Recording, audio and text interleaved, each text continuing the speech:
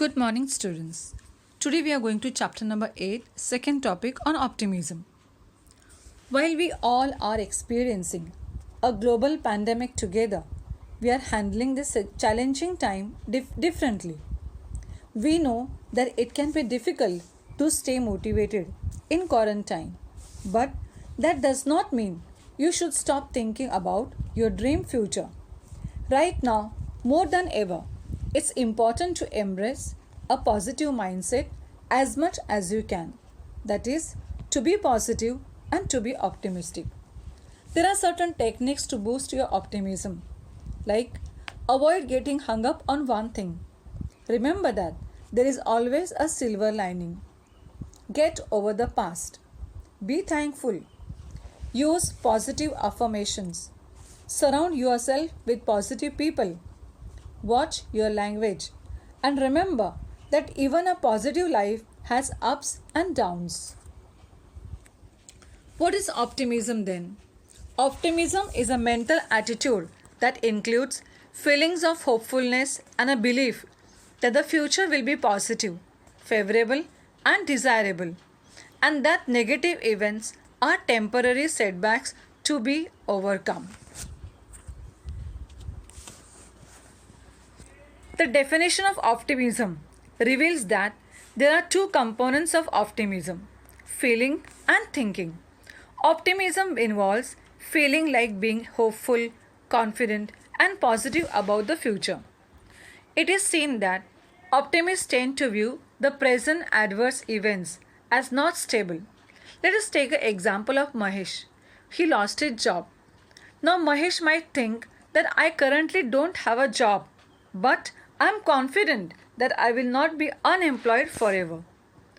Remember, an optimist does not blame himself as solely being responsible for the negative outcome. In case of Mahesh, for example, Mahesh does not think that he lost his job only because of his fault. He realizes that there can be multiple reasons for that. An optimist also does not generalize failure for the future events. For example, Meera scores less marks in the examination. Now, Meera does not think that failing in one exam indicates that she is going to be a total failure in her entire life. The theory of optimism was given by Martin Seligman in his book called Learn Optimism. And students, he is considered as the father of optimism. According to him, optimism is all about the perspective that you may take about the glass which is half full and half empty. Look at this. What do you feel about it? Do you see the glass as a half full or half empty?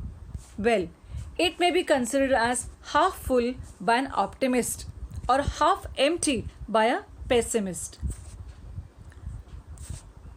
Now, what are the characteristics of an optimist person? Number one, he chooses best option or result from the available conditions. Number two, he has self-confidence. Number three, he has positive approach towards the challenges and difficulties. Number four, difficulties are seen as an opportunity for the person to become strong. And number five, he has hope about the future. Now, those who are pessimists, they choose the worst option. They don't have self-confidence. They have negative approach towards life. They always see difficulties everywhere and they see future as a gloomy. So having positive attitude helps the optimist person to be different than the pessimist person.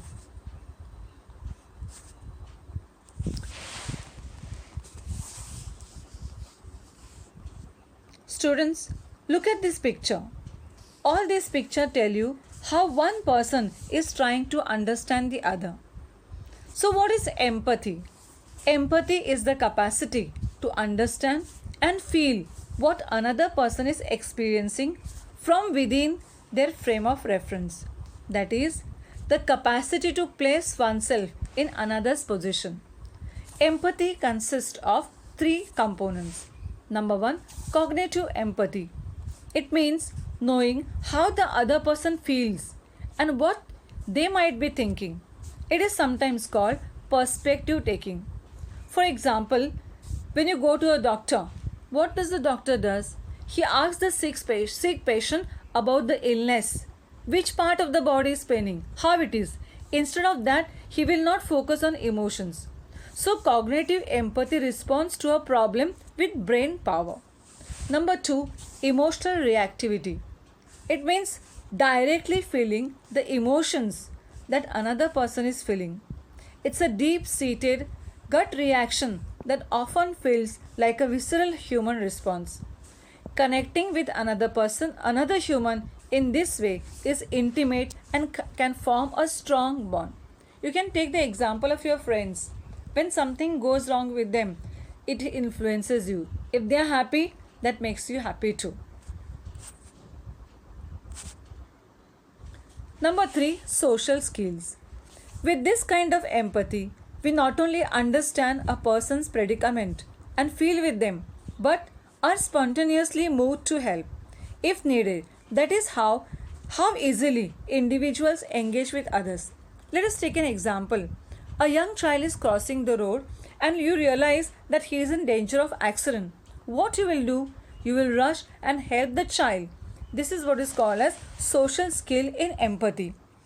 Most research on empathy has revealed that practice of empathy builds trust and increases feeling of safety. It is also a key to successful relationship. It supports the social connections required for communication and shared activities.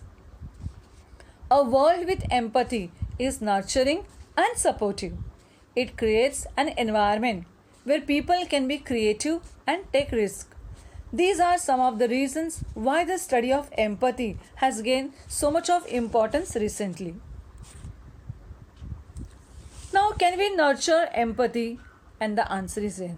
How can we nurture it? There are some methods which can help us to promote the empathy. Number 1, increase social interactions.